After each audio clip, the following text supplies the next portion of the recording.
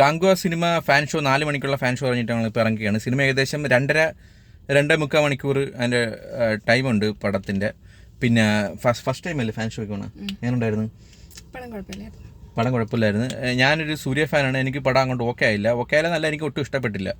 കാര്യം എന്ന് വെച്ചാൽ 2 ടൈം പീരീഡിലാണ് ഈ സിനിമ നടക്കുന്നത്. ഒന്ന് പ്രസൻറ്റിലും രണ്ടാമത്തെ പാസ്റ്റിലും. പാസ്റ്റ് എന്ന് പറയുമ്പോൾ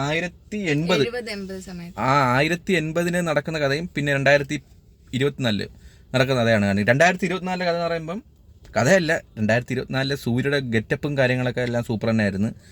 പിന്നെ നായികയുടെ പേരെന്തായിരുന്നു? ദിശ പടാനി. മറ്റേ കൽക്കി സിനിമയിലൊക്കെ ഉള്ള, കൽക്കി സിനിമയ്ക്കകത്തുണ്ട്. അപ്പം അതൊന്നും അങ്ങോട്ട് ആ ഒരു കോംബോ ഓക്കെ അല്ലായിരുന്നു. പിന്നെ അത് മാത്രമല്ല, ഈ ഫസ്റ്റിൽ ഈ ഞാൻ പറഞ്ഞില്ല 2024 എന്നുള്ളത് ടൈം പീരീഡ് ഏകദേശം ഒരു 20-30 മിനിറ്റാണ് ഉണ്ട് ഏകദേശം. അതിനകത്തൊരു ഓരോ 15 മിനിറ്റിലും ഓരോ പാട്ട് വെച്ചിരിക്കും. പടം ഫുള്ളോട് അങ്ങനെ തന്നെ, ഓരോ 15 മിനിറ്റിലും ഓരോ പാട്ട്. അതെ, ഓരോ പാട്ടും വരും.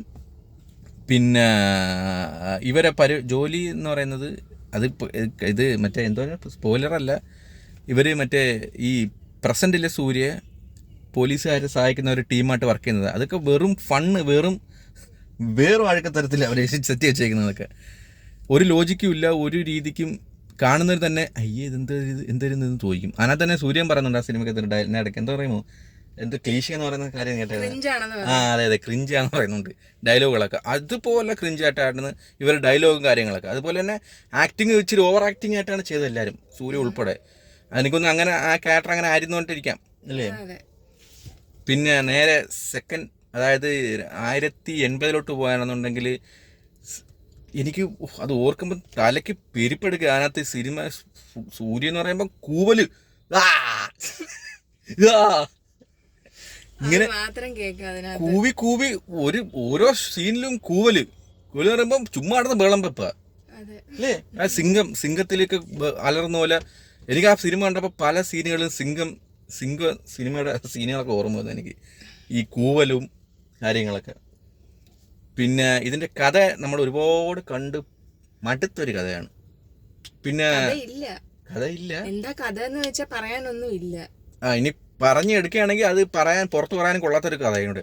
പറയുമ്പോൾ തന്നെ മൂക്കിൽ കൈവയ്ക്കും. മൂക്കില അതെ. പിന്നെ ബാക്കി കഥകളൊക്കെ നടക്കുന്നതെല്ലാം പാസ്റ്റിലാണ്. പാസ്റ്റിൽ എന്ന് പറയുമ്പം മെയിൻ വില്ലനായിട്ട് വരുന്നത് ബോബി ഡിയോൾ അല്ലേ? ബോബി ഡിയോൾ ഉണ്ട്. പിന്നെ ഒരു ഗസ്റ്റ് റോൾ ഉണ്ട്, അത് എല്ലാവർക്കും അറിയാം ആരാന്നുള്ളത്. എന്നാലും അവസാന പടം കഴിയാറാകുമ്പോഴാണ് ഗസ്റ്റ് റോൾ. പിന്നെ ഇതിനകത്ത് ഇന്റർവ്യൂ ഇല്ല, എൻ്റെ പൊന്നോ, ഇന്റർവ്യൂ ആവാൻ വേണ്ടി കാത്തിരുന്ന് അയ്യോ ഏകദേശം 1.5 മണിക്കൂറിന് ശേഷമാണ് ഇന്റർവ്യൂ. അതെ എൻ്റെ പൊന്നോ, അത് വല്ലാത്തൊരു എങ്ങനെയാലും ഇറങ്ങി ഓടിയാൽ മതി എന്നുള്ള സ്കീനിലായിരുന്നു. അത് ഇന്റർവ്യൂ അത്യാവശ്യമായിരുന്നു അവിടെ. ആ സീനിലല്ല അവിടെ 2.5 മണിക്കൂർ കൂടുതൽ ഉള്ളത് കൊണ്ടായിരിക്കും ഇന്റർവ്യൂ ഒരു 1.5 മണിക്കൂർ കഴിഞ്ഞ് കൊടുത്തത്. അതെ ഇത് നമുക്ക് എല്ലാം മനസ്സിലാവും. അടുത്ത ചെയ്യാൻ പോണ എങ്ങനെയാണ്, അടുത്ത ഈ ഫൈറ്റ് വരുന്നത് എങ്ങനെയാണ്. ഇത് ഒരു ഫൈറ്റ് എന്നൊക്കെ പറഞ്ഞു കഴിഞ്ഞാൽ നമുക്കൊരു ഗൂസ് ബംസോ അല്ലെങ്കിൽ തോന്നുന്ന സീനുകളോ അങ്ങനെ ഒന്നുമില്ല. പണ്ട് കണ്ട സാധനം തന്നെ, ഒരു വ്യത്യാസവും ഇല്ലാത്ത രീതിക്കുള്ള ഫൈറ്റും കാര്യങ്ങളും എല്ലാം. അതുകൊണ്ട് ഒരു വ്യത്യസ്തത തോന്നിട്ടില്ല. അതെ ഇവരെ ഫിക്ഷൻ ലോകം തന്നെ ഒരു സെറ്റ് പോലെ സെറ്റ് വെച്ചൊക്കെയാണ്. സെറ്റ് പോലെ അല്ല, അവിടെ തന്നെയാണ് ഫുള്ളായിട്ട് നടക്കുന്നത്. പിന്നെ ഫൈറ്റിലൊന്നും ഒരു ലോജിക്കും കാര്യങ്ങളൊന്നും ഇല്ല. പിന്നെ സി ജി വർക്ക് അത്യാവശ്യം കുഴപ്പമില്ല, പക്ഷെ ചിലയിടത്തൊന്നും അങ്ങോട്ട് ഒത്തിട്ടില്ല. പിന്നെ ഈ ഡ്രോണൊക്കെ പൊങ്ങുമ്പോൾ ഈ പരുന്തിനെയും കാക്കകളെ കാണിക്കുന്നതൊക്കെ അങ്ങോട്ട് ശരിയല്ല. പിന്നെ ചിലയിടത്തൊക്കെ അത്യാവശ്യം കുഴപ്പമില്ലാത്തിരിക്കും. പിന്നെ അത്യാവശ്യം കൊള്ളാം ഡീറ്റെയിലിംഗ് ഒക്കെ, ഈ പാസ്റ്റിലുള്ള ഡീറ്റെയിലിംഗ് ഒക്കെ, അതായത് കോസ്റ്റ്യൂമും പിന്നെ അവരെ സെറ്റ് ചെയ്യിക്കുന്ന സെറ്റും കാര്യങ്ങളെല്ലാം അത്യാവശ്യം നല്ല രീതിക്കുള്ളായിരുന്നു. ഞങ്ങൾ കണ്ട 3Dയിലാണ്. നിങ്ങൾ കാണുകയാണെങ്കിൽ 3D തന്നെ കാണാൻ ശ്രമിക്കുക. 3D അത്യാവശ്യം കൊള്ളാം. 3D വർക്കും 3D നൈസ് ആയിരുന്നല്ലേ? 3D കൊള്ളായിരുന്നു. 3D വർക്കും കൊള്ളാം. കാണുകയാണെങ്കിൽ 3D തന്നെ കാണാൻ ശ്രമിക്കുക. പക്ഷേ തിയേറ്റർ എക്സ്പീരിയൻസ് ആണ് നല്ലത്. നമ്മളല്ലാതെ OTT റിലീസ് നോക്കിയിരിക്കരുത്. തിയേറ്റർ എക്സ്പീരിയൻസ് ചെയ്യുന്നതാണെന്ന് തോന്നുന്നു കുറച്ചുകൂടി ബെറ്റർ എന്ന് തോന്നുന്നു. കാര്യം ആ സൗണ്ട് എഫക്ട്സും VFX ഒക്കെ കറക്റ്റായിട്ട് കാണുന്നുണ്ടെങ്കിൽ തിയേറ്റർ എക്സ്പീരിയൻസ് തന്നെ നല്ലത്. പക്ഷെ തലവേദന എടുക്കാൻ സാധ്യതയുണ്ട് കൂവലും പേളം കാരണേ. പിന്നെ സിനിമയുടെ ഫാൻ ഷോയ്ക്കാണ് പോയത്. ആദ്യം സൂര്യയുടെ പേരും ടൈറ്റിൽ കാർഡൊക്കെ കാണിച്ചപ്പോഴുള്ള കൈയടി. പിന്നെ തിയേറ്റർ ശാന്തം, അനക്കമില്ല, ആരുമില്ല, അനക്കമില്ല. ഇതിൽ രണ്ടാമത്തെ സൂര്യ, അതായത് ഈ പാസ്റ്റിലുള്ള സൂര്യ കാണിച്ചിട്ട് പോലും ആരും അനങ്ങിട്ടില്ല. പിന്നെ വില്ലനെ കാണിച്ചിട്ട് അനങ്ങിട്ടില്ല. പിന്നെ ആരായിരുന്നു? Guest role. വില്ലന്റെ റോൾ അതിൽ എന്തോന്ന് എനിക്ക് അറിയാം. വില്ലന് നല്ല രീതിക്കുള്ള ഒരു പവറൊക്കെ കൊടുക്കുന്ന രീതി കാണിച്ചിട്ട് അവസാനം ഒട്ടും പവറില്ലാത്ത രീതി ആക്കിയത്.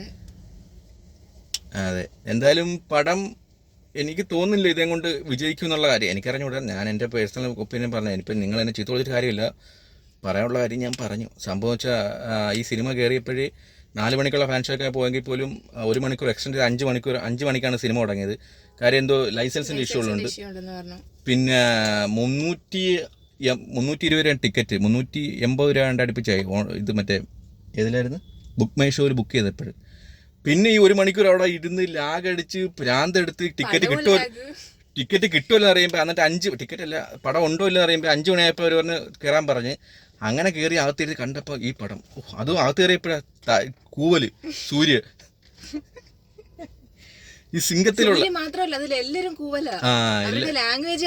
പിന്നെ ഇവർ ലാംഗ്വേജ് അറിയാൻ പറഞ്ഞപ്പോൾ ഇവരെന്ന് വെച്ചാൽ ഉപയോഗിച്ചിരുന്ന ഭാഷ എന്ന് പറയുമ്പോൾ നമുക്ക് അത്യാവശ്യം മനസ്സിലാവാൻ സാധ്യത കുറവാണ്. തമിഴിലെ ഇപ്പം മലയാളത്തിൽ തന്നെ ആണെങ്കിൽ പോലും നമ്മൾ അച്ചടി ഭാഷ സംസാരിക്കത്തില്ല. അത് അച്ചടി ഭാഷയിൽ പഴയ ഭാഷ സംസാരിക്കുന്ന പോലെ. പക്ഷെ ഞാൻ ചിന്തിക്കാറില്ല, അവരുടെ കണക്ക് നമ്പറൊക്കെ പറയുന്നുണ്ട്. 1070കളിലൊക്കെ ഈ നമ്പറൊക്കെ കണ്ടുപിടിച്ചിട്ടുണ്ടോ? കാണുമായിരിക്കും. തമിഴിൽ പഴയ കാല തമിഴാണ്, അപ്പോൾ അതിൻ്റെ ഒരു മനസ്സിലാവാൻ ചെറിയൊരു ബുദ്ധിമുട്ടുണ്ടായിരിക്കും. എനിക്ക് അത്യാവശ്യം കുറച്ച് കിട്ടി, എനിക്കൊന്നും കുറച്ച് കിട്ടിയില്ല. ആ ഒരു കാര്യം കൂടെ ശ്രദ്ധിക്കുക.